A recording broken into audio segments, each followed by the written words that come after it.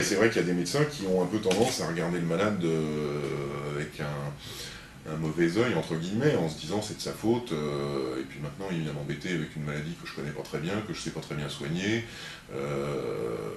parce que c'est vrai que les traitements n'ont pas des effets spectaculaires, donc c'est pas comme dans l'asthme où on met en route un traitement de fond chez un malade instable et 2 semaines après tout va bien.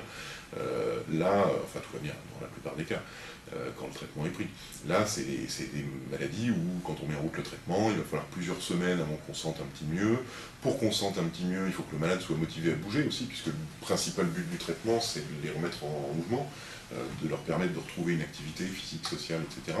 Donc si le malade a une sédentarité très très ancrée, en lui, et que c'est vraiment son habitude depuis des années, ça va être extrêmement difficile de le remettre en mouvement, comme je disais.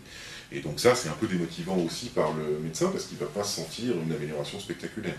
Donc dans ce sens-là, c'est une maladie qui est un peu rébarbative encore pour beaucoup de médecins, parce qu'ils ont l'impression que ce qu'ils font n'est pas super efficace.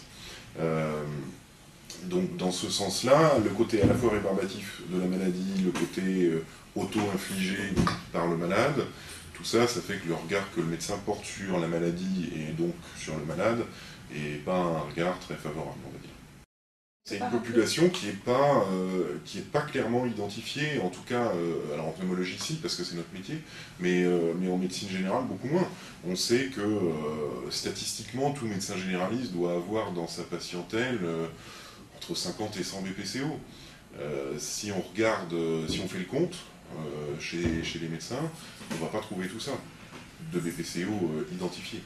Donc ça veut dire qu'il y a un sous-diagnostic. Et effectivement, quand on fait des études dans la population, des études épidémiologiques, sur 100 malades qu'on trouve ayant une BPCO en faisant un dépistage systématique, finalement il y en a entre 10 et 30 qui étaient connus comme étant malades. Ce qui veut dire que au moins les 3/4 des malades finalement ne sont pas identifiés dans la population. Donc c'est vrai que dans ce sens-là, on peut dire pourquoi pas que c'est une population un peu fantôme.